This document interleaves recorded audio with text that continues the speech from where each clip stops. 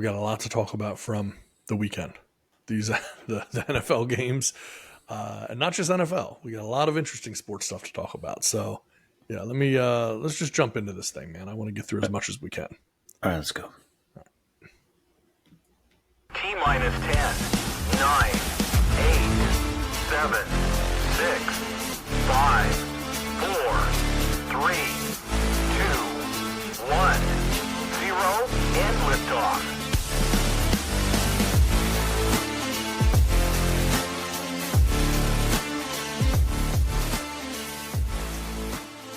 Welcome to the show. Welcome to our global audience. Welcome to the You Get the Horn show.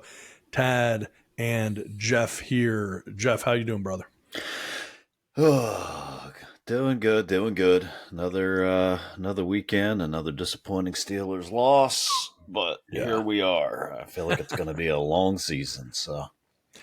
You might be right. We're going to certainly talk about that tonight, among many other things.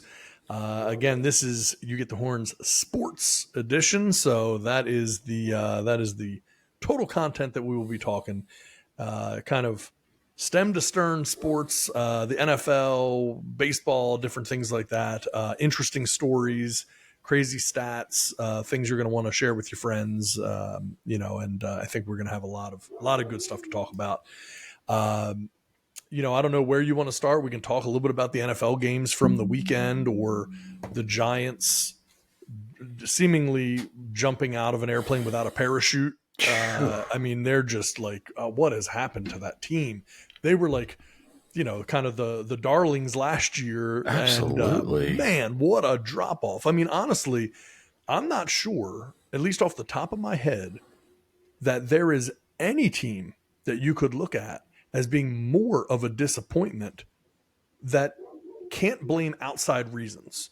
Meaning that you have the Jets, well, okay, Aaron Rodgers got injured, right? Or the Bengals, well, Joe Burrow's calf is, really, you can make excuses for that stuff. Yeah. The Steelers, you really can't maybe make that excuse for, but they're still not anywhere near on the level of where the Giants are, just in terms of seemingly just inept. Like, I just don't understand. Yeah, I guess the Steelers, if you want to make any argument, is that Kenny Pickett really wasn't unknown, right? So last year, you thought Daniel Jones had really just turned a page, and you're like, and I don't know that he was like amazing last year. He didn't even throw for 3,000 yards, or did he? What was his last year? Yeah, okay, just over 3,000 yards, 3,200 yards, 15 touchdowns, 5 picks. But I think it was his rushing, last year, 708 yards, 7 touchdowns. He got better as the season was going on as well. So you kind of started looking at it going, okay, like he's starting to figure it out. And hey, this is just the beginning of this Brian Daboll led team and where it's going to go and, all of these types of things. But boy. Yeah, you thought Daboll was gonna okay, he's getting the best that he possibly. If there's anyone that can get the best out of Daniel Jones, it's going to be Brian Daboll. Yeah, because you look at you kind of go back through and you look at Josh Allen's stats first 16 games, whatever, and they weren't. Nothing jumped off the page. He was in that like, is he going to figure it out? Kind of, right. There a lot of people were comparing Kenny Pickett and his stats with Josh Allen, and they are eerily similar. Those first, almost 16, identical, games. So, Daboll comes in and he just kind of turns it around, and now this dude is, always at least in the conversation of potential, MVP of the league, top 5 quarterback in the league, so you thought, maybe we can do that with Daniel Jones. I mean, in fairness, they're losing a lot of linemen. Saquon's not playing, he's hurt again. But they're just, really, they're 1-3 and they should be 0-4. I mean, if it wasn't just for that miraculous comeback against the Cardinals team that everyone thought was probably tanking their entire season. They do this miraculous comeback against them. Outside of that, they have just been, the doors have been blown off every single game that they've played. And the schedule is not easy. I mean, that's that for sure. I mean, they've had the Cowboys to start the season, talked about the Cardinals, the 49ers, and now the Seahawks. Did you see Dayball throw like the tablet? He was so ticked. Yeah. I mean, but what do you do? I mean, everyone's saying, "Hey, start Tyrod," and I don't necessarily disagree, but you're on the hook for that money for Daniel Jones, and no one thought he deserved it. I think he's making about $35 million a year right now, which is really still not crazy money for a quarterback. No, it's just you didn't think that he was going to play like Zach Wilson if you were going to pay him solid, quarterback money. I think that's the big thing, is that the logical thing was he was going to take a big step this year, and exactly he's regressed. 100% regressed. I mean, I don't know that they've given him amazing help, though. I mean, honestly, outside of, I don't know, outside of Darren Waller, can you name their wide receivers? Right. Is Sterling Shepard still there? I mean, it's yeah, he's still there. Yeah, I think he's still there, but it's not a big name group by any stretch. Right. Jalen Hyatt, they drafted this year. But outside of that, they really, Wan'Dale Robinson, Isaiah Hodgins, Darius Slayton, Paris Campbell, Gary Brightwell, Daniel Bellinger. I mean, they didn't stock, the receiving core for him. So, that maybe you can give him a little help. You had to know what his deficiencies were, and you had to think like, hey, let's get some guys that can get open a little bit easier or something. I don't know. I don't know how you right that ship. You're 1-3 right now. You've got Eagles at 4-0. You got Dallas at 3-1, and then Washington's at 2-2. So you're at the bottom. A little bit easier, at least we think at this point, quarter of the way into the season to, make the playoff in the NFC. So, there's still some time to turn it around, but it doesn't really get that much easier through, the rest of the way here. So, well, I'm going to hit you with something that's going to be a little bit of a different take. I'm going to introduce a little controversy. Uh-oh. I'm going to play a little devil's advocate tonight. Ooh. Yeah. Freaking devil's advocate. Well, if anyone's gonna advocate for the devil, it would be you. So. Now, here's the thing. This kind of came to me in real time, right? But I'm looking at this, and I'm going to give you some stats, and you tell me well, I won't ask you whose they are, because that could be 32 different quarterbacks in the NFL, so it might be a little much. But a completion percentage, nearly 69%. Quarterback rating, almost 70. And having rushed for almost 175 yards for the season in 4 games. One very low rushing yard, but everything else, averaging 50 plus rushing yards a game, along with a rushing touchdown. And, if you look at those stats and you say through 4 games, quarterback's thrown for 765 yards and has a quarterback completion percentage of 68.7%. Like, that's not that bad. Like, you would not look at those numbers and go, okay, if my quarterback was completing almost 70% of his passes through the first 4 games, you would not be that upset.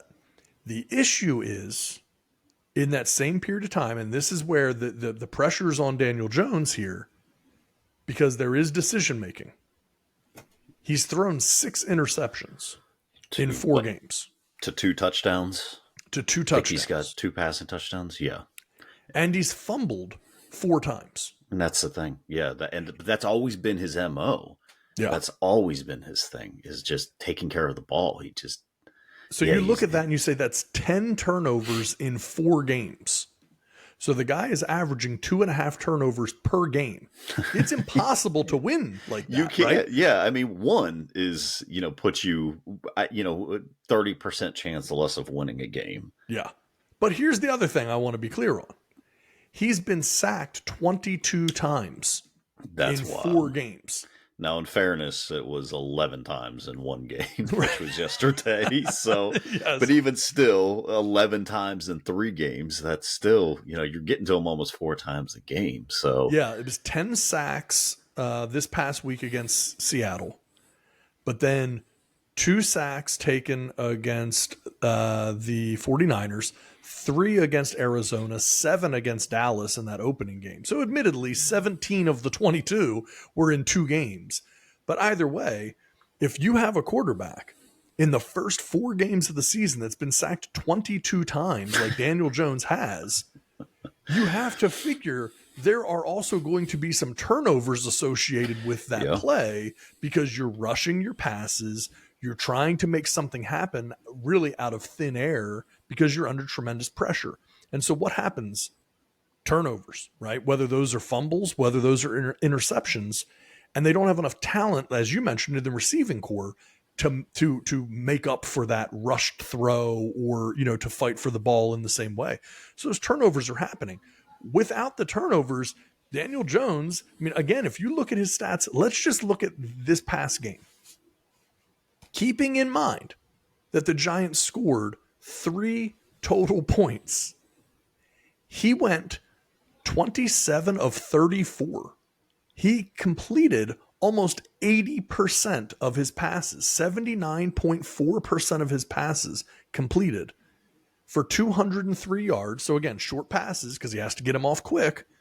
No touchdowns, 2 interceptions, sacked 10 times. He also ran the ball 10 times for 66 yards. So he's averaging over 6.5 yards a carry this past game. So if you did not look at turnovers, if you knew nothing about it, and you just said, man, Daniel Jones went out on Sunday, or in this case, Monday, and he went 27 of 34, and he ran 10 times for 66 yards, you're assuming that means the Giants won that game. And instead, they got blown out 24-3. And so you look at it and you go, okay, yes, Daniel Jones is clearly, shooting them in the foot with these turnovers.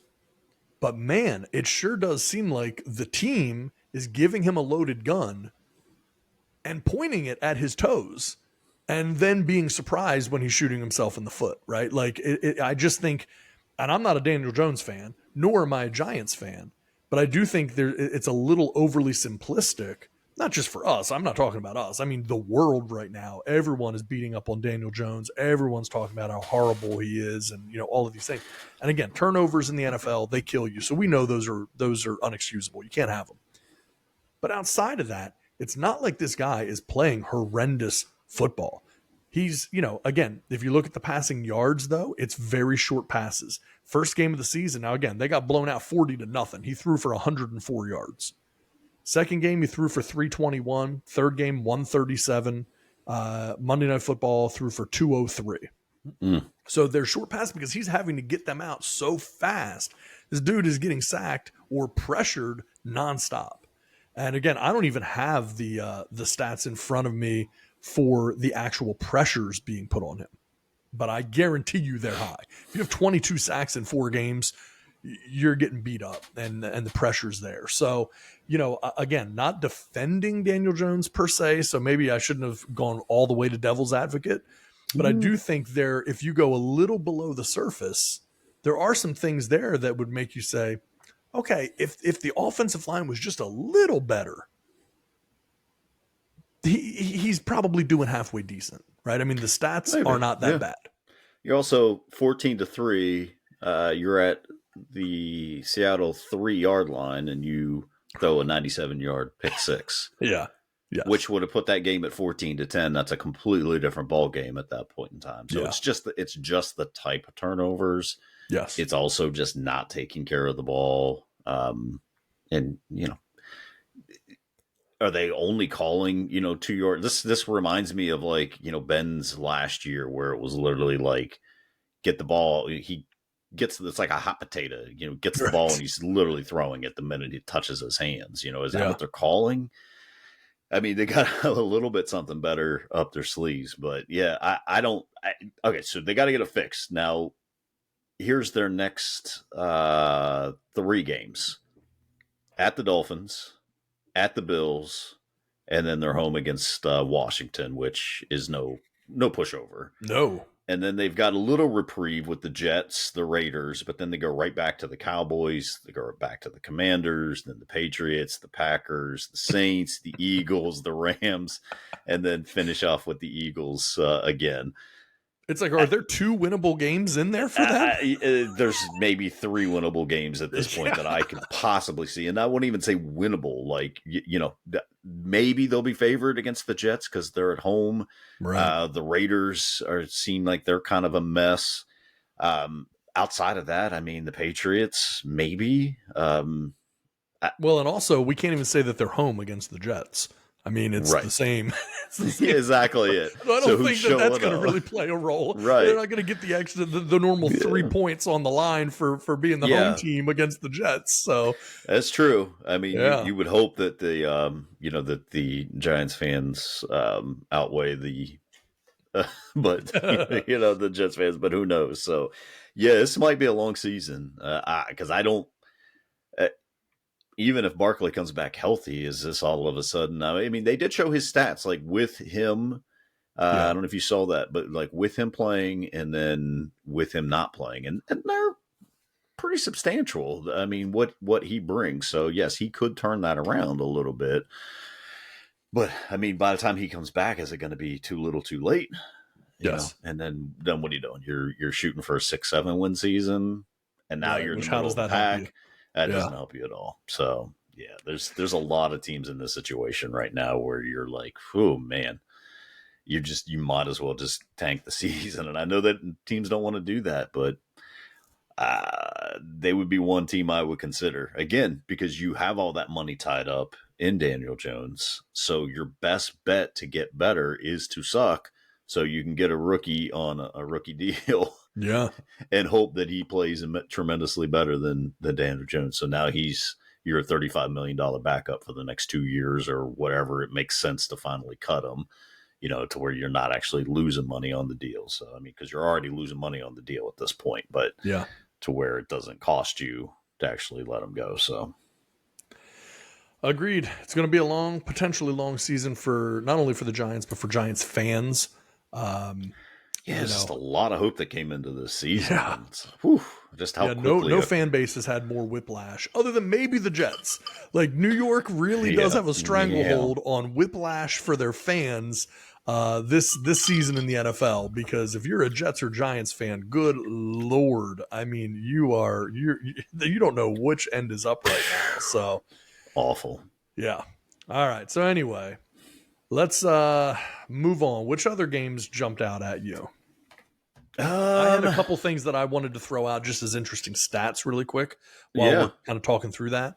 One thing was just looking at the AFC North, because we're both fans of AFC North teams, me with the Ravens, you with the Steelers. And Lamar scores 4 touchdowns on Sunday. No other team in the AFC North scored 1.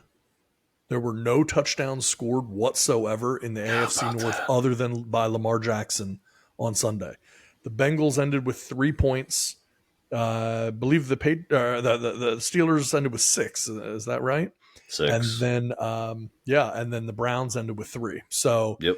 It was an exercise in futility for scoring for the AFC North other than the Ravens. So I thought that was a very interesting stat that Lamar had 4 touchdowns. No team in the AFC North had even 1 other than Baltimore. I can't imagine there was any team hoping that their rookie quarterback would have showed out than the Cleveland Browns. They had to be hoping that Dorian Thompson Robinson was the real deal. And I still think he could be good. It's just, if he could have showed out against the Ravens, man, that would have given them such an excuse to just go ahead and keep Deshaun Watson, on the bench for just a little bit longer. But No, yeah, I'd like the whole AFC North crapped the bed pretty good, except for Baltimore, and you guys were playing Cleveland. What is going on with Cincy now? You could say, okay, well, Burrow. Yeah, we talked about this Sunday. It was, with I was at a party, and we, talking about that, and it's like, okay, well, he got hurt. I mean, I don't know, day one in training camp, Right. 5 in training Very camp, whatever, early. very, very early. However, is that the only reason they are this inept on that offense? Is because this dude didn't have a preseason per se? He's supposed to be, I mean, he's paid as the highest paid Yes. player in the NFL. Should it matter? Like, should it really matter that he didn't have 3 weeks, 2 months, whatever of training camp? That Well, the it's now excuse right we're now all is the just, calf injury. It's the calf injury yeah. is what is the excuse for, he can't drive the ball, he can't step into the throws, et But cetera, et why is he in cetera. there? If Right. he's that injured and he can't do that, And why how would is it you? helping? Yeah, Yeah. clearly it's not helping. I mean, Yeah. they've literally. I mean, they won that game last week. That he, kind of just went in there and was like, I've got to win it for the team.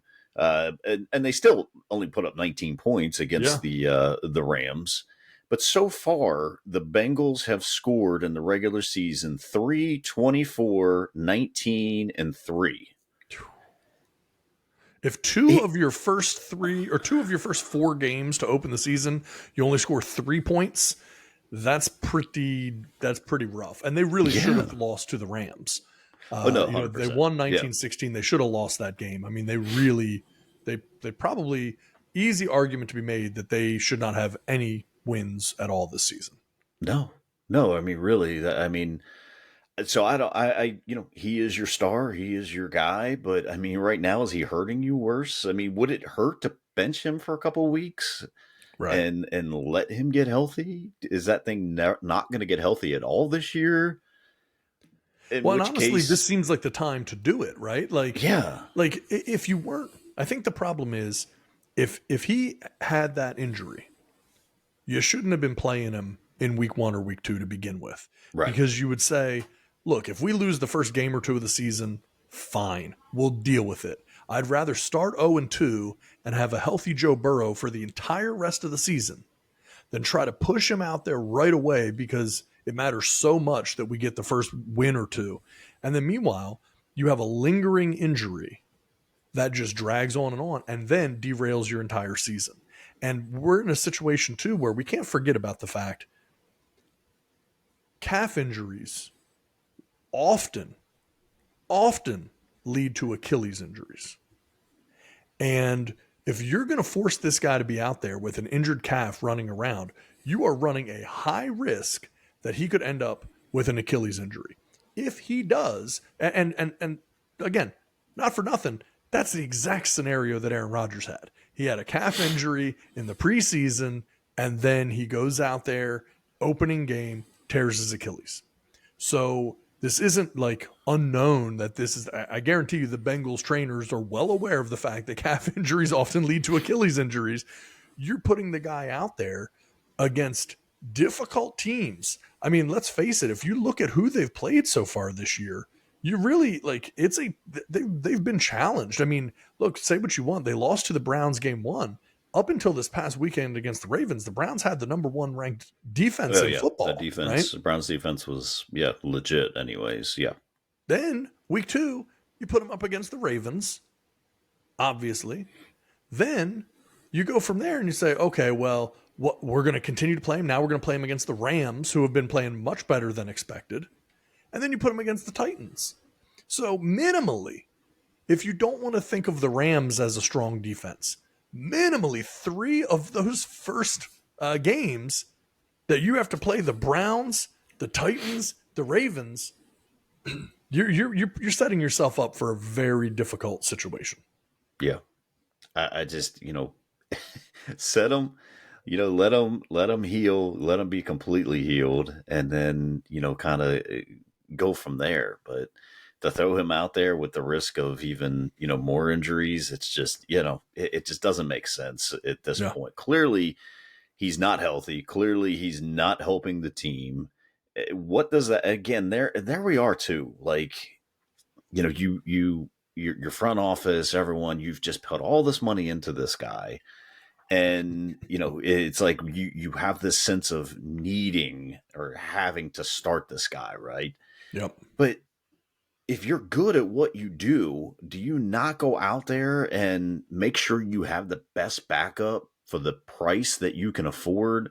I mean, right now your backup is Jake Browning, a 27-year-old is the best option you have at quarterback. Yeah. I mean, aren't you out there just making sure? Because it's not like you're solely dependent on Joe Burrow. You have a great team. You have a fantastic offense.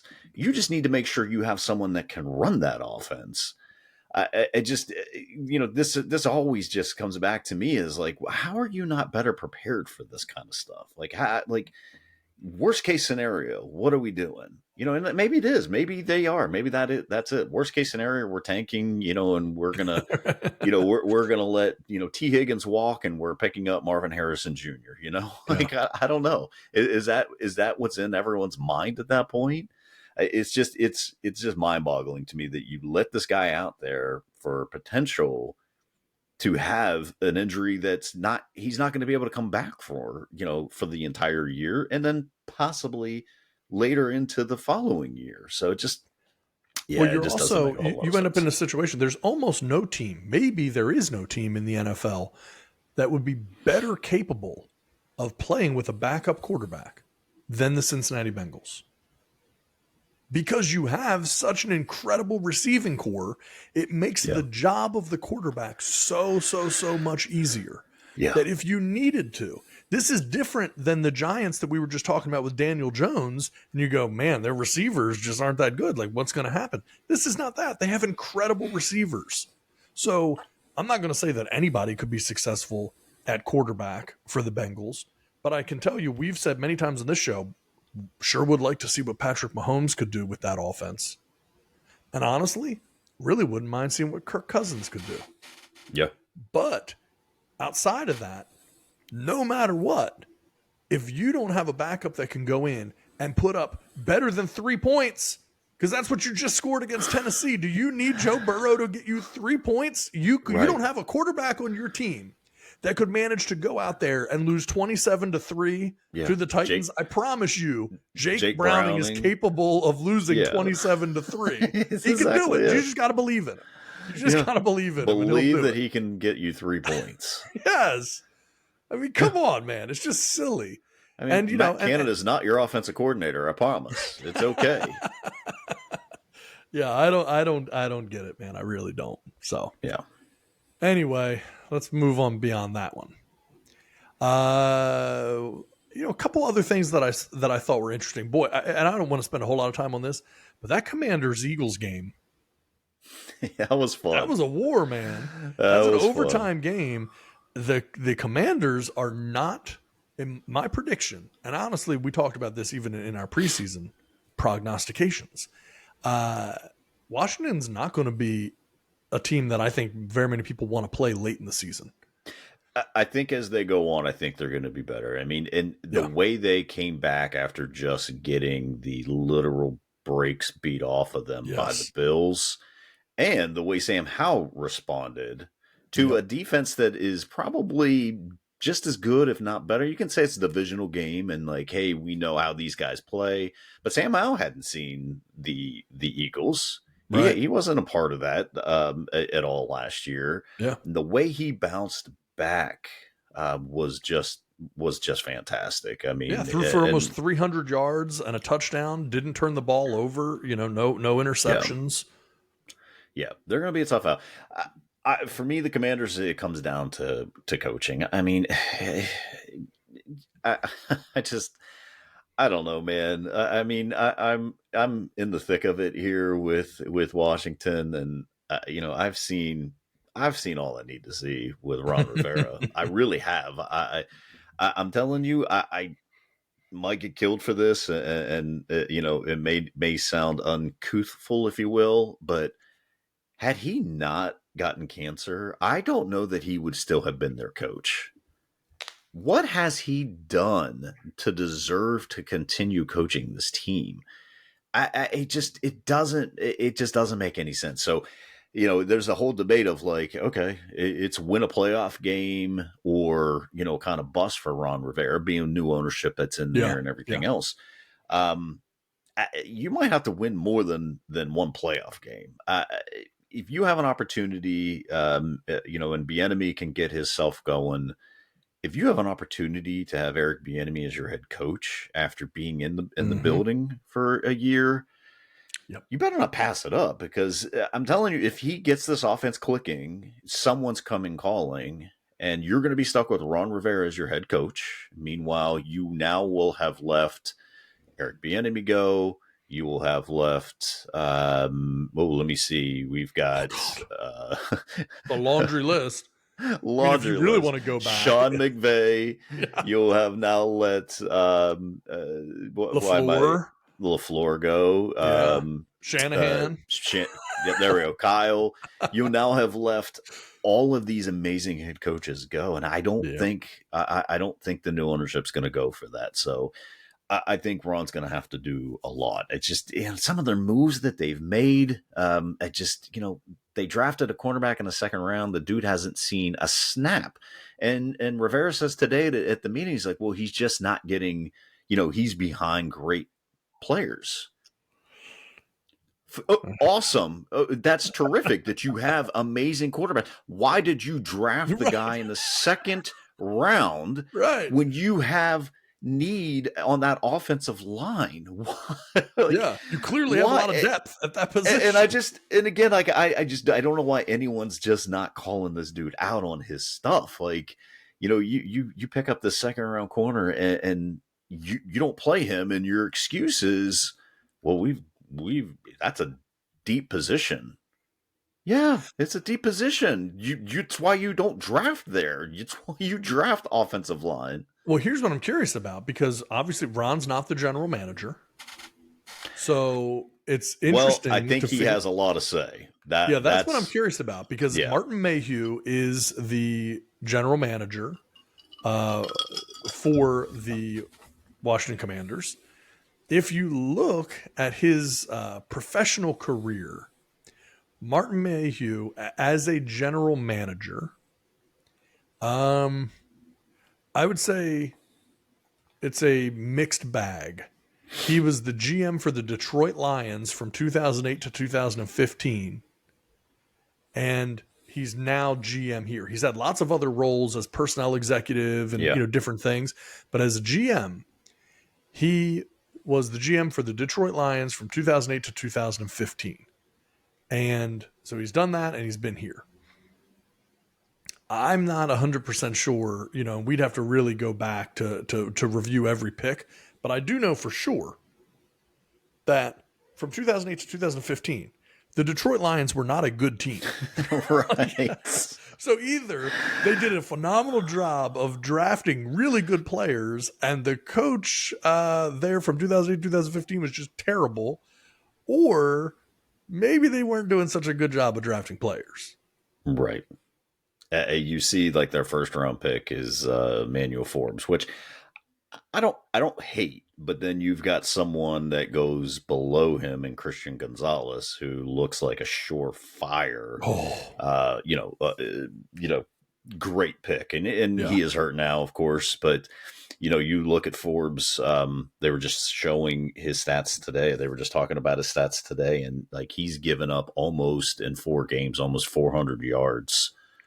Receiving, and something like 60-70% completion percentage. So I mean, and he's a rookie, so I mean, I kind of get it, but he is only 166 pounds, and it's just like some of the moves that they make. I'm so curious on. I really am, and like, just to say, like, we really like this guy. We really like the second round draft pick, and I believe they even had Jartavius Martin is who the DB from Illinois, and they were doing kind of behind the scenes thing, and he even says, like, in the before the draft, like on day 2, like, hopefully things fall our way and, Martin falls to us. So it's someone that they wanted, but yet now you can't get him on the field and your offensive line is in shambles. It's just awful. I don't know, man. Something's got to change there, and I think it will. So I want to see I think that there's going to be offense. a house cleaning. Yeah, I all want to the see way that across. offense continue. Again, we've talked about it many times. How Bieniemy just he got shafted. Yep. So many people taken ahead of him. So many other players, and coaches that leapfrogged him that didn't deserve to be leapfrogged. And I want to see him just continually build up this offense, and then I want to see him take over. Yeah, that's what I want to see. Well, here's what's interesting, because I do feel like Martin Mayhew somehow completely flies under the radar as it pertains to GM scrutiny with the Commanders. So I went back and I've looked at the Detroit Lions draft picks from 2008 to 2015 while Martin Mayhew was the general manager for the Lions. In 2008, Goster Cherilus, Jordan Dizon, Kevin Smith, Andre Fluellen, Cliff Averill, give him credit there, Kenny Moore, Jerome Felton, Landon Cohen, Caleb Campbell. 2009, Matt Stafford, I'll give you that, but that was also the first overall pick because you were so bad the year right. Brandon Pettigrew, Louis Delmas, DeAndre Levy, Derek Williams, Sammy Lee Hill, Aaron Brown, Leiden Murtha, Zach Follett, Dan Gronkowski, who was a 7th-round pick. Just the wrong one. Yep. Mm-hmm. Next year, okay, we get Ndamukong Suh, but why? Because he's the number 2 overall pick. Because the year before you had the number 1 overall pick, so you're able to get Matt Stafford. Right. After Ndamukong Suh, it's Javid Best, Amari Spivey, Jason Fox, Willie Young, Tim Toon. 2011, Nick Fairley, Titus Young, Michael LaShore, Doug Hogue, Johnny Culbreth. 2012, Riley Rife, Ryan Broyles, Bill Bentley, Ronell Lewis, Tahir Whitehead, Chris Greenwood, Jonte Green, Travis Lewis. 2013, Ziggy Ansah, Darius Slay, Larry Warford, Devin Taylor, Sam Martin, Corey Fuller, Theo Riddick, Michael Williams, Brandon Hepburn. 14, Eric Ebron, Kyle Van Noy, Travis Swanson, Nevin Lawson, Larry Webster, Karan Reed, TJ Jones, Nate Freeze. So my point is I could keep going on and on. But in terms of the top-end talent, very few of these names have you ever heard of. Yeah. At the very end, like 2018, his last year, they drafted Frank Ragnow, Kerryon Johnson, Tracy Walker, Deshaun Hand, Tyrell Crosby, Nick Baldwin. Like, these picks, you have whole drafts where you don't know a name that was drafted by Martin Mayhew with the Detroit Lions. Yep. And so now he's the GM for the Washington Commanders, and we have not seen great success there thus far. Nope. I mean, I think in all their draft picks, I think Forbes is the only one that's played any significant time. He's rated one of the lowest right now in the league at his position. And the other guys, I don't even think they've seen the field. Maybe a special teams play here or there. They drafted a center, I think, in the 3rd round. He's maybe seen a snap or 2. Outside of that, you've gotten 0 production out of your draft picks. And that's just going to come back to, I mean, that's your bread and butter. When you're not a team that can spend and attract these mega free agents, that's how you have to do it. Like you don't even need your 5th and 6th, 7th round guys to be starters. You need them to be productive members. They, special teamers or, backups and, these guys aren't seeing the field. You got a 2nd round draft pick that hasn't seen the field except for maybe 1 special team snap. That's not good, man. That's not good. And they just need, it's coming.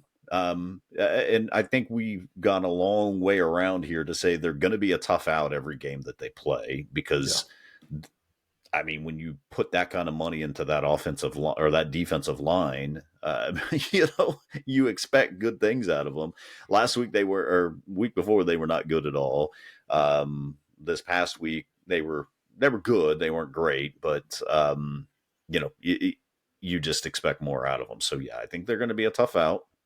I don't think anything's gonna, they're, I don't know that they're going to get blown out every game against big names, and I think playing the Eagles kind of gave them that confidence. There's no such thing as moral victory, but if there is a such thing a moral victory, that was a moral victory for sure. Yeah, you're hanging It's in still not a only loss. with the best team in your division, but one of the very best teams in the NFL that went to the Super Bowl last year.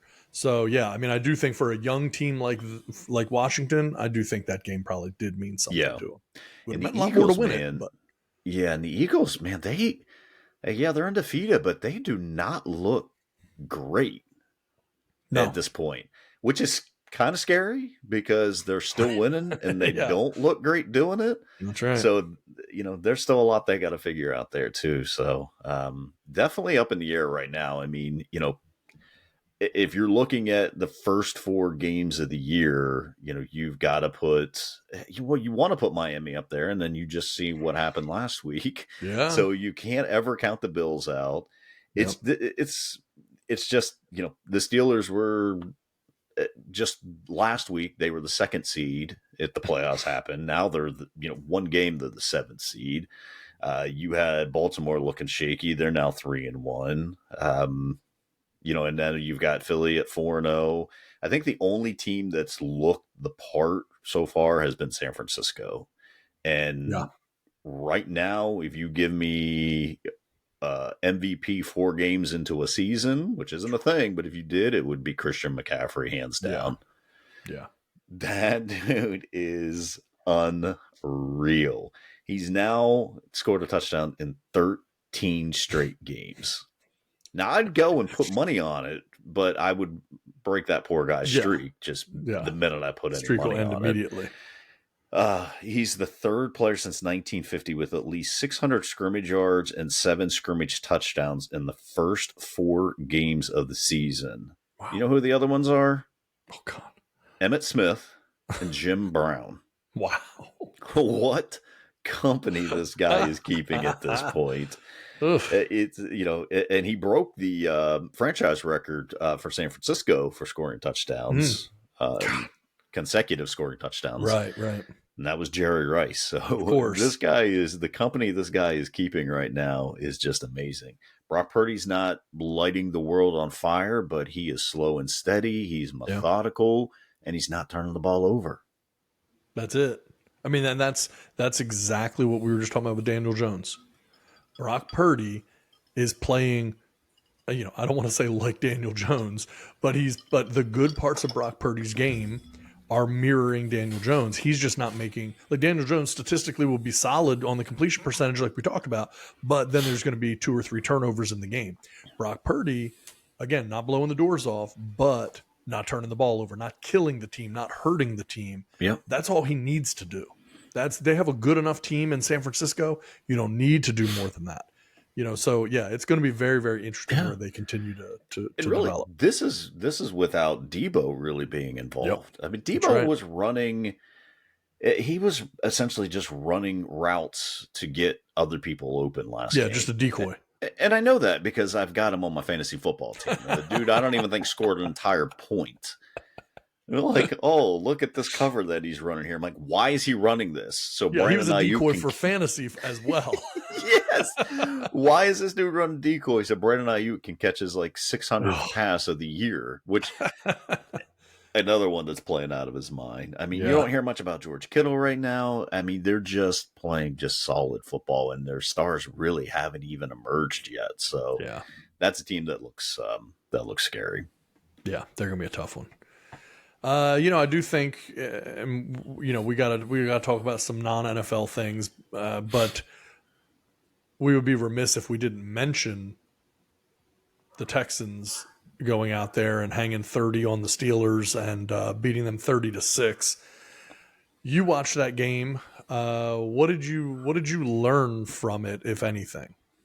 I learned that C.J. Stroud might be the best Ohio State quarterback of all time. Apparently, Yeah, that dude is playing out of his mind. He's playing controlled football, just getting it to his receivers. Nico Collins is a star in the making, in my opinion. He's built himself up, and he's just continuously getting better and better. Yeah, I fully impressed, and I didn't think they would be bad. The Texans. yeah, I love D'Amico Ryan's. I'm so I was so pumped when he got that job because I was like, man, there's just not a better place for this guy than Houston, and they made such a slam dunk call with him, and yeah, he's just another coach too that's just nice and steady, and he's not overly animated or anything like that. He's just that presence, just what you need, yeah. especially with a young team like that. Hey, they're going to be a very difficult out all year. And Yeah, because you honestly, got to think they're only going to get better. They're only yeah, if they going to keep get playing like better. they are, they could sneak into the playoffs. I mean, Yeah, they're what Carolina. I think what people thought Carolina was going to be with Bryce Young. yeah, I think and now they're talking like, hey, they're looking to get Bryce Young, another target, and I'm like, yeah, you had that target in DJ Moore. yes, So yeah. again, we Well, talk about like you had a young guy that could go with a young quarterback. yeah, Now you're talking, like, hey, let's go out and get him one. Yeah, you had one. And, maybe, I don't know, maybe you can do a trade back. I don't know. I'm not sure because you got to think Chicago's trying to tank at this point. But yeah, I mean, whether Houston, they're trying or not, they're tanking. no, they're tanking. That's for sure. I mean, Yeah, but I think Houston is where we thought Carolina was going to be. yeah, So I think they're already ahead of schedule. And hey, I'll be the first to admit that. And we said, hey, until an Ohio State quarterback can prove that they're more than just the system quarterback, yeah, we're not picking them. And it's early, it's 4 games, but there's many other quarterbacks out there that have had multiple games and don't look as good as CJ Stroud does right now. I mean, yeah, and the stuff that came out, with him, like, essentially that he was stupid, right? I mean, you had yes. That's it. Yeah, the stories come out like he failed these tests and everything, yeah. and you don't hear a peep out of him either. I mean, he's No, complimentary of every team he plays. He's not brash. He's not yeah, talking. You saw like he takes his offense out to eat all the time, brings them to his house. yeah. Like he's just a leader, and it's awesome to see. I mean, I'm rooting for him, man. I really am. I love seeing those teams do it the right way, and you had to get a high draft pick, to be in that position, of course, Yeah. but it's just nice to see that to see him do it the right way. So yeah, very impressed by them so far. Well, and also, I mean, so what's going on with the Steelers? And also, maybe more important, or at least as important, what's going on with Kenny Pickett? I mean, what Well, is that's all the time we have, folks. I appreciate you logging on. Be sure to check out our. I mean, seriously, you made a bold call before the season started that, Kenny Pickett was going to be, I believe you said top 5 or top 10 quarterback. I think I said 15. I think he'd sneak into that top 15. This is what I'm pretty sure. You were very confident. And through, this first 4 games of the season, I mean, good gracious. I mean, yards wise, he's leading the whole entire AFC North. So I'm not sure what that says about the North, at least in yards anyways. I mean, now he's hurt, which, probably just a bone bruise from what I understand, but it's probably going to at least keep him out this next game. And then we do have the bye week. I believe we have the bye week after the Ravens. So give him some time to heal up and come back. But I mean, look, man, a lot of it's rushed. A lot of it is him pressing, trying to do too much. A lot of it is majority of it is play calling. You can say whatever you want, like, well, Matt Canada, the people that take up for him, even on his own team, he can't run the plays. Yeah, but he can't run the plays, but he sure can call the plays. Yeah. The play that gets Kenny Pickett hurt is a 4th and 1 that they're in shotgun. 4th and 1, and you're 5 yards behind the line of scrimmage. So in essence, you're now 4th and 6. Wow. And now he gets hurt because you don't block up correctly. You now know you're not running the ball on 4th and 1. It's just, it's one of those things, if you look at coaching trees, name me a Mike Tomlin coach that came off his tree. I love Mike Tomlin to death, and I've often said you can't fire the guy until you know there's somebody else that can take his spot. But I will tell you this, Mike Tomlin is a defensive coach in an offensive world, and it doesn't work. And the hard-headedness and the stupid Tomlinisms and everything else is just, all the stats can back it up of how terrible Matt Canada is. Matt Canada has a Saturday offense on a Sunday. It doesn't work in this NFL. He hasn't gotten any better. You look at his stats as the OC, 27, 28, 28. The numbers dictate themselves. It says it. Stop, this whole thing of, you have to be right is just so annoying. You can just say, yeah, I support the guy, but it's just not working out. And again, you're 4 games into the season, so I don't know what you do. I don't know who you bring in. I don't, and maybe that's part of it is well, what are we going to do? We can't have someone come in, but anyone could be better than what this guy is giving you. Anyone could be better than what this guy's giving you. This is a run on 1st down. This is a run on 2nd down. And now you're in 3rd and 6. And now you're trying to pass. Steven Nelson picked off Kenny on a play. And Steven Nelson was formerly a Pittsburgh Steeler. And they asked about him after the game. Hey, what did you see? And he's like, I watched the film. This is the exact same play they ran to get Calvin Austin open on a 75-yard slant.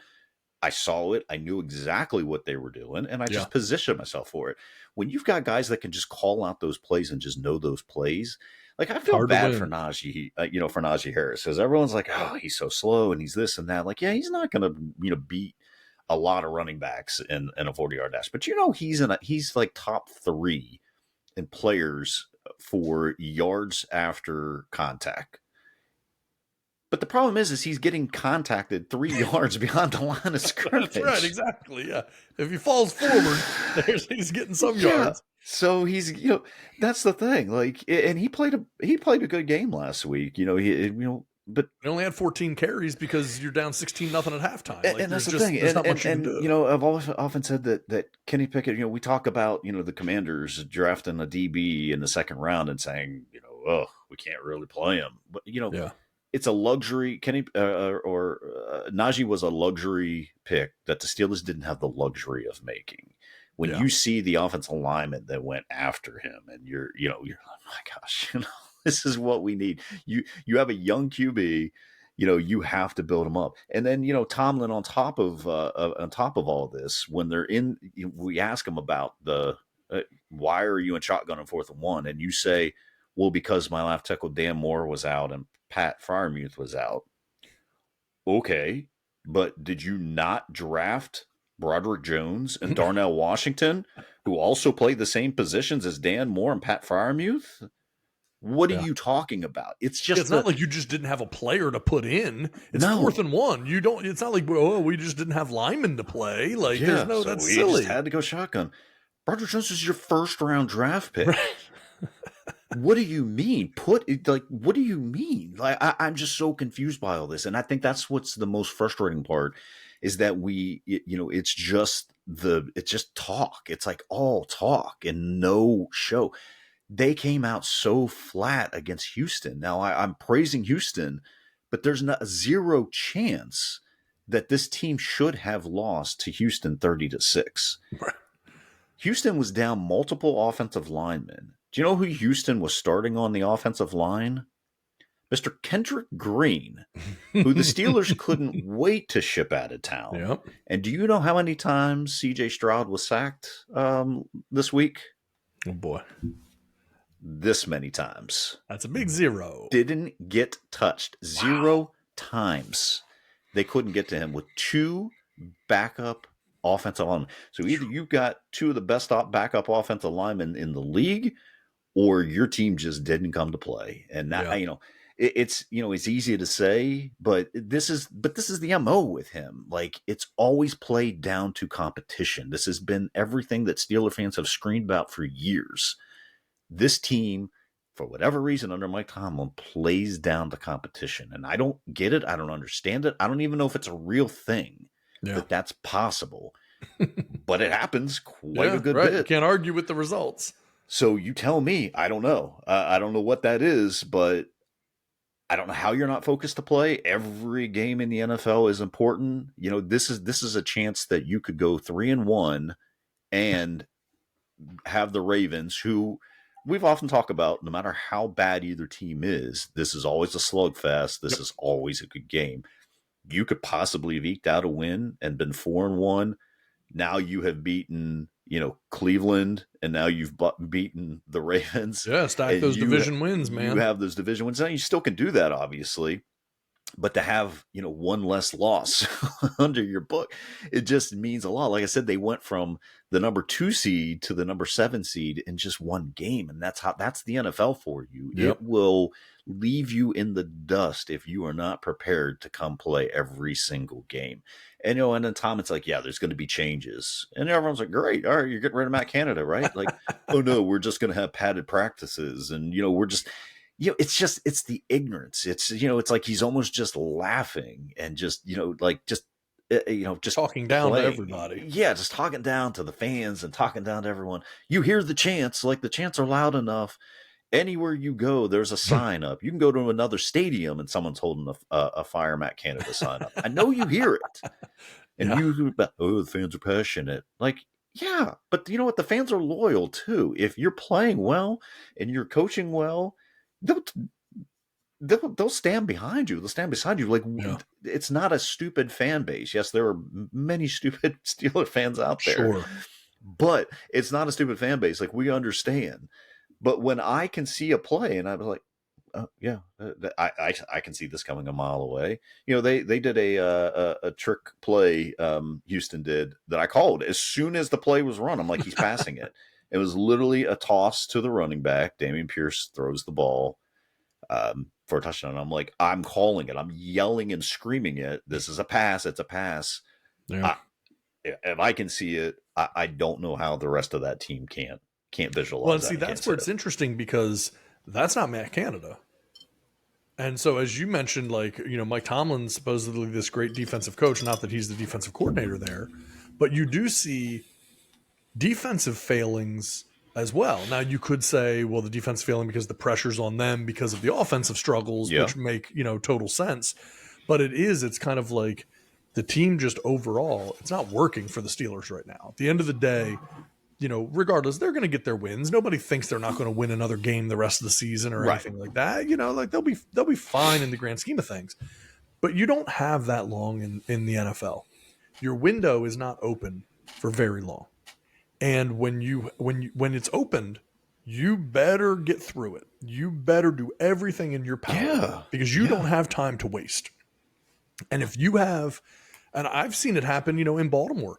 I mean, John Harbaugh, we don't like to fire coaches either. Like, the Ravens do not like to turnover on coaches, but he has fired offensive coordinators mid-season when need be to gear up for the playoffs or different things like that. So those changes, they have to be made. And sometimes there's frustration from the fan base because, like, certainly with Greg Roman, people wanted that change to happen a lot sooner than it did, but it wasn't unrealistic to think that the Ravens would win a Super Bowl under Greg Roman with the offense the way that it was early on, before everyone had, opportunities to adjust to it.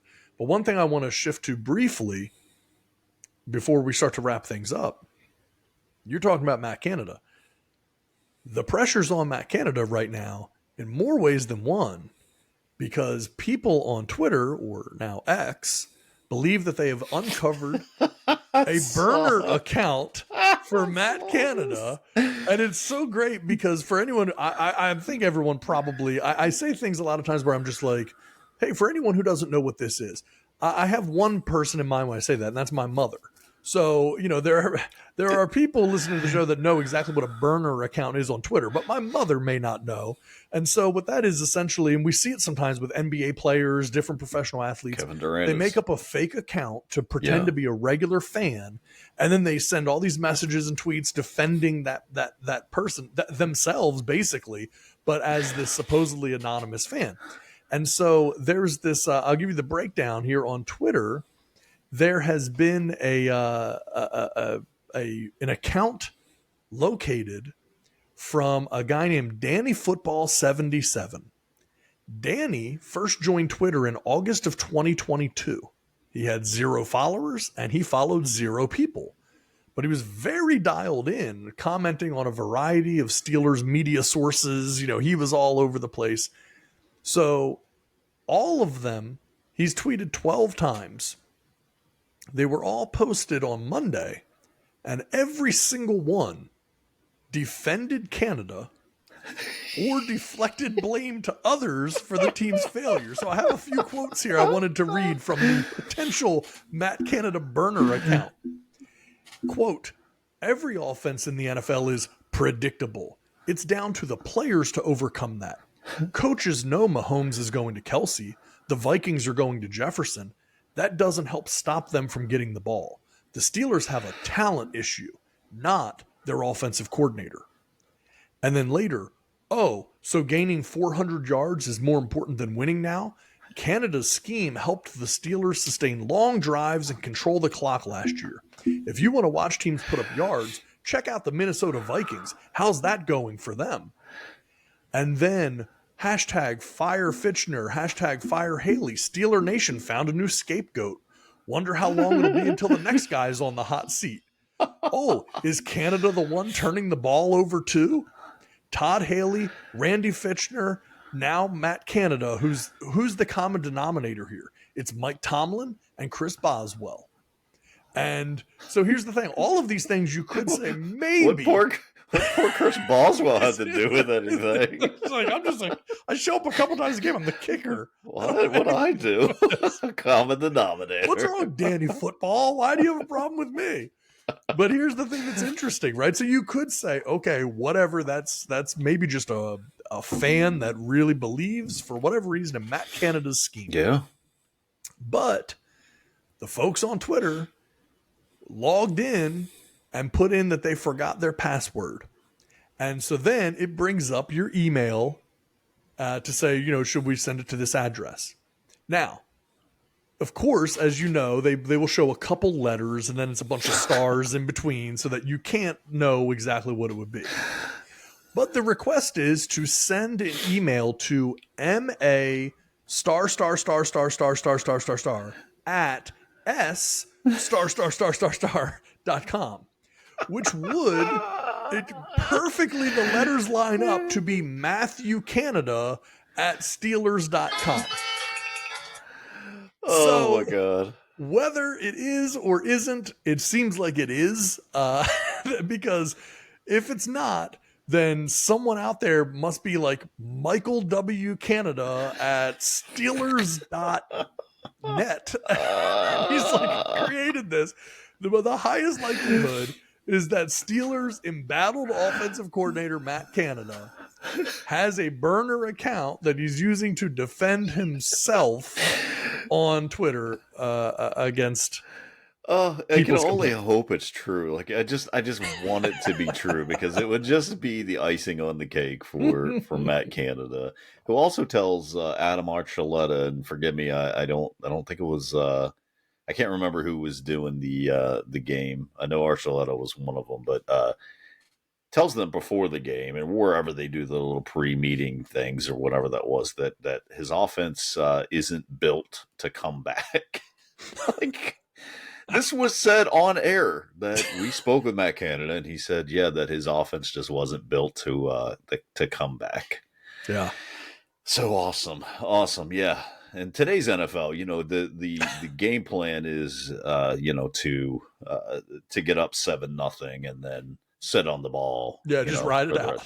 And there's the thing: if it worked, that would be awesome. But your offense that you have built can't even run the ball 6 yards. Right. I mean, on 2 plays, you're getting 6 yards if you're lucky. And now you're stuck in a 3rd and 4, obvious passing situation. Right. That's the thing with being predictable. Of course, everyone knows that you're going to Justin Jefferson. You're going to, name the Our person. players get the ball. Right. It's just a matter of how they get the ball, how the play calling is, what they're going to do, to have the option of running the ball. Or, I don't know, how about whenever you're in a certain package and 98% of the time it's a run, it's not hard to figure out. Yeah. That's the issue. It's not necessarily who's going to get the ball. Like, everyone knows who's going to get the ball, but it's a matter of what package you're running. If you know that the Steelers in this particular package run the ball literally, and Warren Sharp breaks it down. Warren Sharp he's good, man. Is so good at this and has become, a defender of the Steeler nation. If he can break it down and say that legitimately 98% of the time in this one specific setup, the Steelers run the ball, do you not think other teams know this? Yeah, they haven't already figured it out.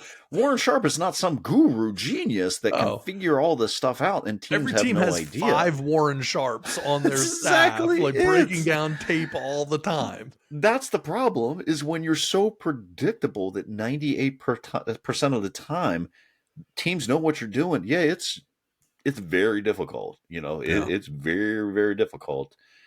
The fact that Najee can even get back to the line of scrimmage sometimes is impressive. You see the stuff he does, you're like, my gosh, this dude just literally ran 18 yards to get back to the line of scrimmage with all the juking and running back and this and forward and pushing this guy out of the way. It's a shame. And we've seen some of the trade ideas of, trading Jonathan Taylor for Najee and, draft picks and stuff. Yeah. Like, what? Come on, just stop it. It's not going to matter who the running back is if you don't fix the system that they're in. This is exactly it. This isn't anything on Najee Harris. I love the guy, love the kid. I don't know if you know, but he was homeless. I don't know if anyone ever told you that. Yeah, no one's ever heard that.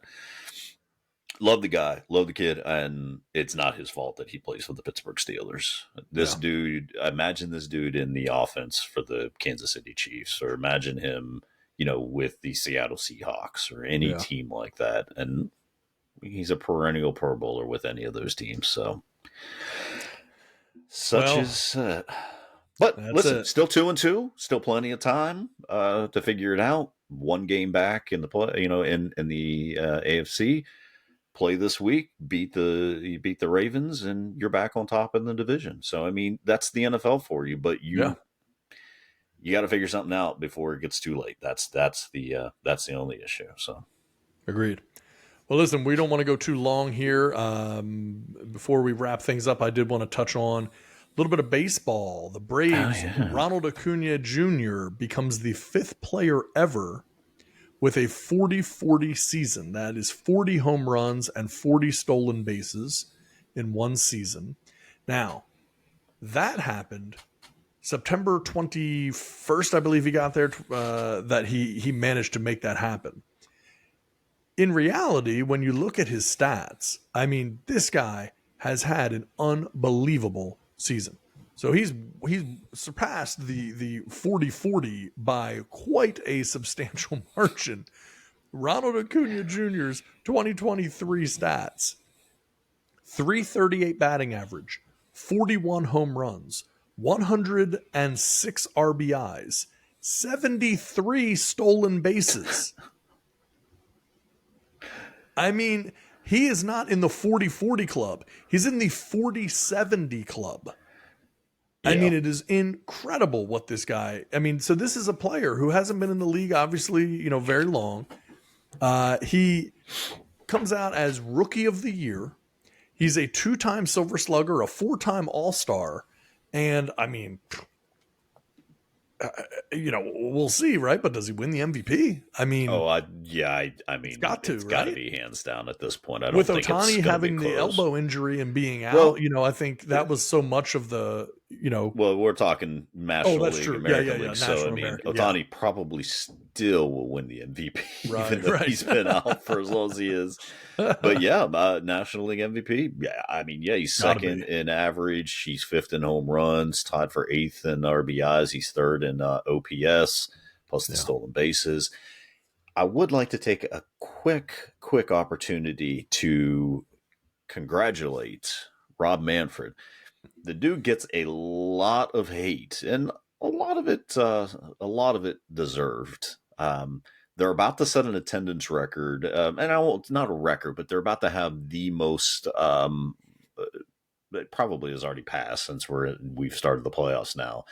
They've had the most attendance in something like 12, 13 years. Yeah. Stolen bases are up. The game has gone faster with the pitch clock. That's right. It just the changes that have been made, and I get purists. I get it. They don't want a faster game. But most people aren't purists. So That's right. you are appealing to a greater fan base. But the fact that now they can actually steal, bases, because stolen bases was something that wasn't really a factor for the past 10, 12, 13, 14 years, whatever it's been. Guys were leading the league in stolen bases when we're stealing like 30. Right. Yep. Now you got Acuna coming out and getting 70.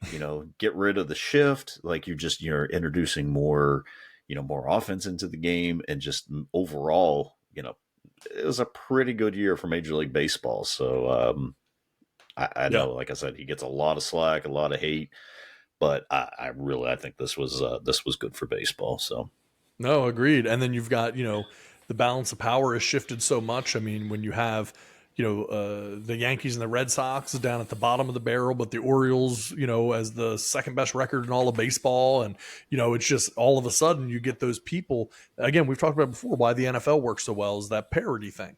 Every year, teams are going to kind of cycle through. In baseball, that hasn't been the case in a lot of cases.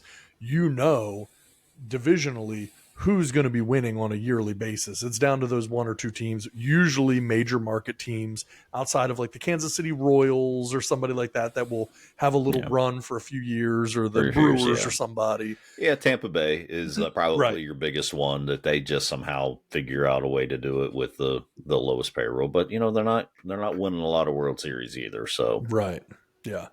So now it's you're starting to see some different market teams come in, which is pretty awesome. So yeah. And so yes, agreed. Good stuff on the baseball side. Also want to give a shout out, since we're talking about baseball. This is a little past due, but this is the first time that we're really having the opportunity to talk since it happened. The passing of a legend in none other than Brooks Robinson. Great Hall of Fame baseball player for the Orioles. Many people consider probably, as good or probably the best ever, maybe third baseman in history. So, really a phenomenal player, Hall of Famer, legend in Baltimore, legend in the game, but legend certainly in Baltimore. Yeah. And passed, what was he, 86, 87? 86, I don't have it I in front of believe. me. Yeah, I think it was 86, if I'm not mistaken. Great player. And, you look at the numbers that a Brooks Robinson put up.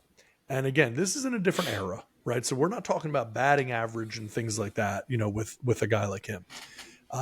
You can look at those things, but the bigger picture with a Brooks Robinson, 18-time All-Star, 2-time World Series champion, American League MVP, World Series MVP, 16-time Gold Glove winner.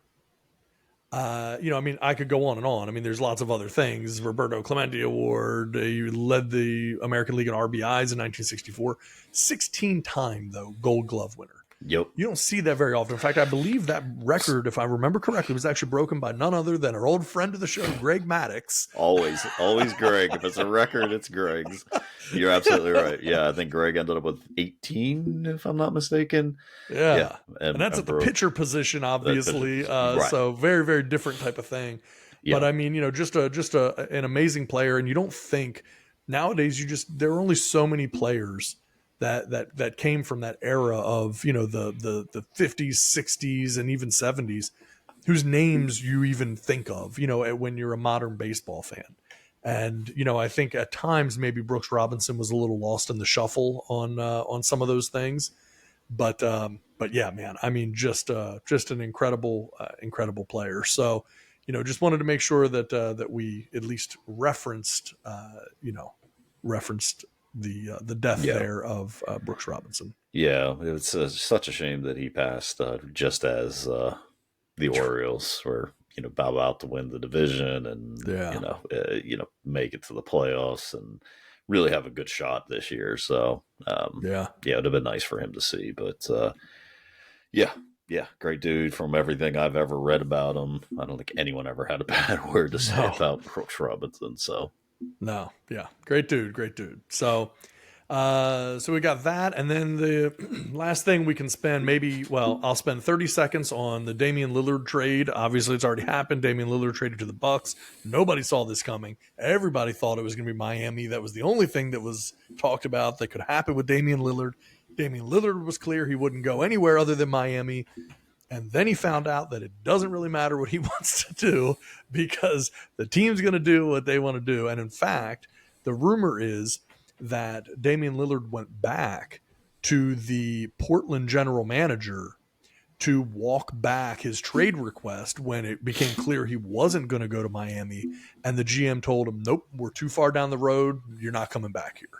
And so we talked about it on this show that Damian Lillard had been mistreated, mishandled, and misguided by the Portland Trailblazers organization.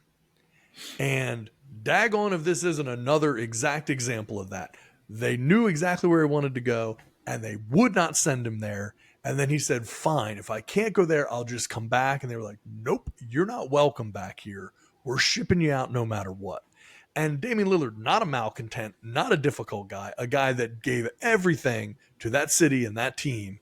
I think it's just embarrassing how they've handled it. That's just my opinion. Maybe Portland fans would disagree. I don't know. Maybe Damian Lillard himself would disagree. But as an outsider looking in, that's the way I see it. Yeah, I mean, especially if the rumors are true of the package that they turned down from Miami. Because let's not think the Bucks gave up some insane things. I mean, their first time that they've got to give up a draft pick is in 2028. I couldn't believe the package when I saw it. Yeah, and then there's that's all it would take to be able to get Damian Lillard. It makes no sense. 2028, 2030, and then I think they're swapping picks another 2 years or something. And of course, they gave up Grayson Allen. Okay, yeah, I mean, who cares? You do that for Damian Lillard, Drew Holiday, which Drew is a big defensive loss. So they're going to have to change up how they play and what they do. But you have Damian Lillard, so you're capable of doing that. That's right. Outside of that, I was like, dang, man, like this is all they gave up for him, and we're hearing multiple firsts and, all the stuff coming from Miami, and giving up, Tyler Hero and these guys. And it was almost just like another middle finger to Damian Lillard. And I'm like, What did this guy do? What don't we know about? Seriously, he put you on the map. I mean, put you back on the map after, you weren't good since the 90s. Yeah. Since put Terry you back Duckworth on the map. and Clyde Drexler and those guys. Like, you haven't been really an impactful team since then. Yeah. It's just such a shame. Now, Milwaukee, that's going to be a fun team. That's a great team. Again, health is everything. Yeah. I mean, it's not like Lillard's, 25 years old. Right. So, I mean, that's, health is big, of course, but that's with anything, in the NBA.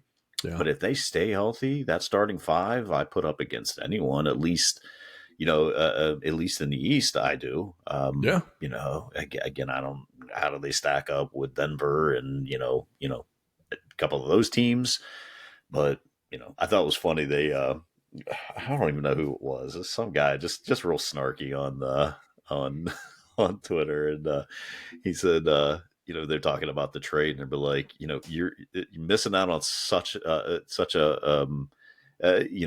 just such a, I don't even know exactly how we put it, but he's like, imagine Grayson Allen going ISO for the last shot of the game with Kevin Durant, Devin Booker, and them just sitting there watching him like, what in the world? Like, you're missing out on this. Like, this is the biggest story here is Grayson Allen holding the ball for the last shot with all those guys around. So it's going to be funny. We'll see how he fits in with that team. It should be I'll be interested to see. Very interested to see. So that was a big deal. Starting soon. Yeah, it's not, the NBA is not far off, so we'll see what happens with that. And then I think the last thing as we start to wrap things up here, or are past the point of needing to wrap things up, but we'd be remiss if we did not touch on the Taylor Swift influence in the NFL.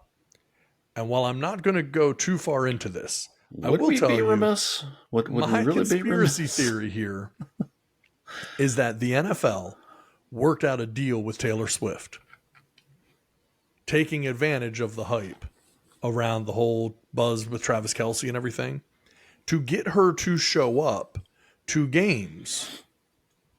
Because again, never been to an NFL game. Like, this isn't a thing. It's not like Taylor Swift just goes to the NFL games on the road all the time, every year, right? Specifically going to primetime games like this week, or in general televised games that would have been thought to be big games before the year started, that would have pulled in ratings, that would not now be good games, right? For instance, if you have the Kansas City Chiefs and the Chicago Bears, people thought in the preseason the Bears were going to be a vastly improved team. Justin Fields is going to take the next step. They now have a number one receiver. Wow, this could be a real test for the Bears. This is going to be a really, really interesting matchup to be able to see what they're able to put together. Okay, didn't happen. Bears suck. But now you have this game in a television spot. Well, okay, Taylor Swift goes to that game. Fair enough. Okay, whatever. That's in Kansas City, right? Maybe this whole Travis Kelce thing is happening, whatever. There's legitimacy to it. But then the Chiefs go to New York to play the Aaron Rodgers-less Jets in a prime-time Sunday night football game. And not only does Taylor Swift go, but all of her friends go. You had Ryan Reynolds there with her and Blake Lively and the whole thing, and they're showing it on TV constantly. Why else would people tune into that game? Who thought that the Jets were going to beat the Chiefs? It actually ended up being a little bit of a better game than people would have ever anticipated.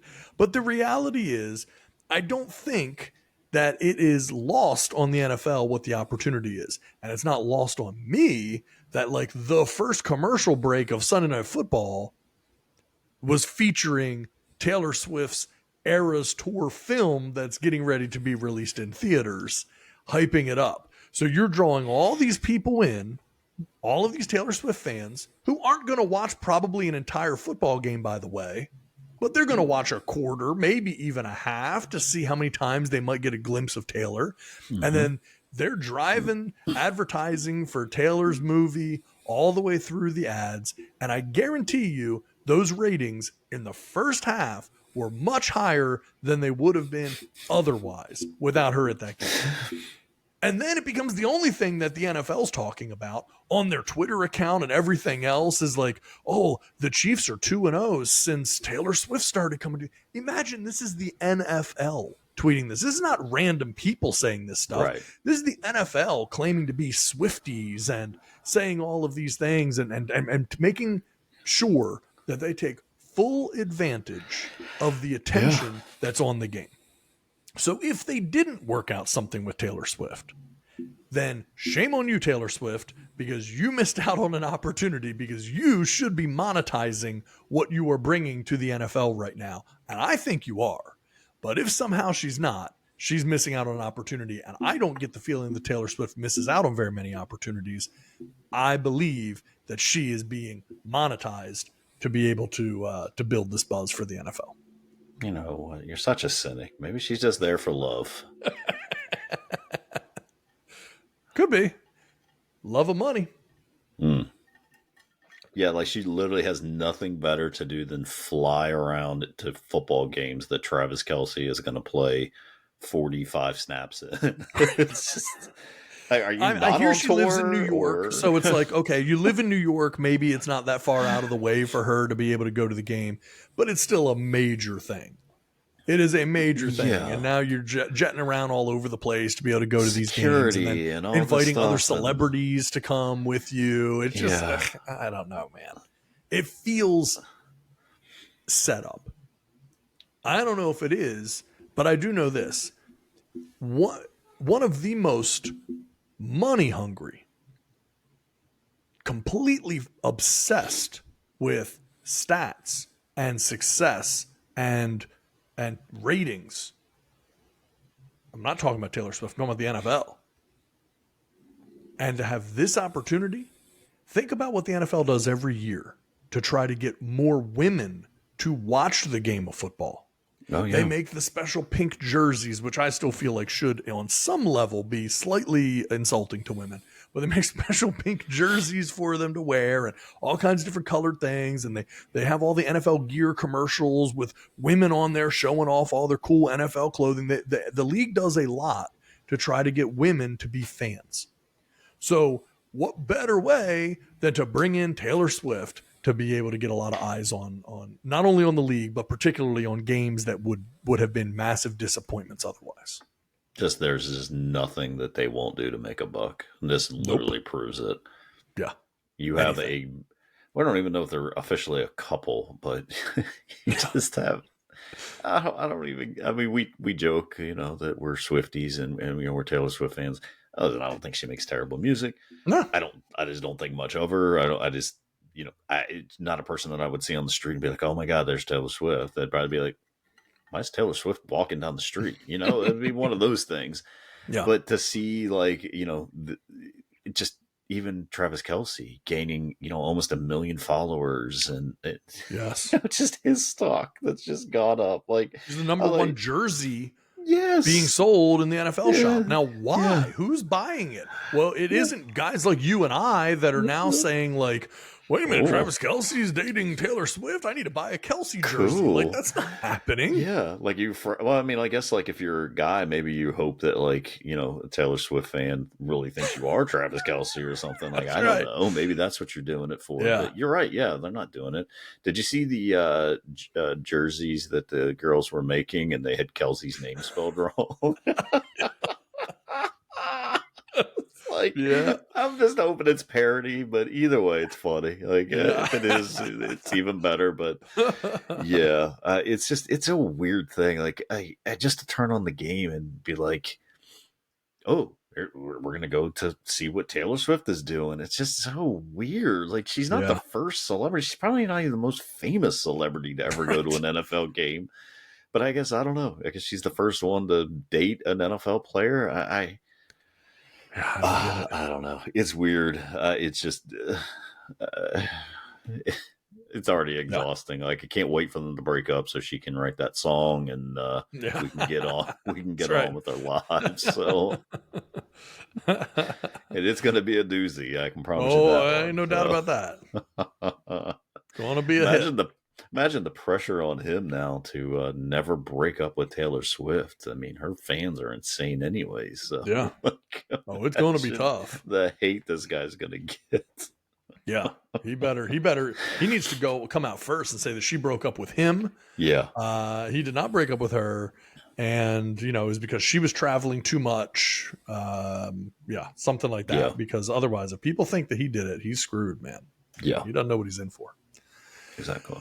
All right. Anyway, we should wrap this sucker up. We've given the people too much entertainment, and I do not want to be responsible for the medical bills for the overdoses of entertainment that have happened to a global audience, because I have no idea how the Swiss health system is, and I do not want to be responsible for bills. And I don't have any way to convert my money into Swiss francs. It's like a whole thing. Just too much. Sorry, Switzerland. You're on your own on this one. So, we're going to go ahead and wrap this sucker up. As always, thank you for listening. We appreciate you. Share it with your friends. Send it to your family. Give it away for free. Charge people money. Whatever you want to do, but continue to put it out there, and we will do our best to continue to keep you entertained. So, with that having been said, thank you, everybody. Have a great Good evening. night.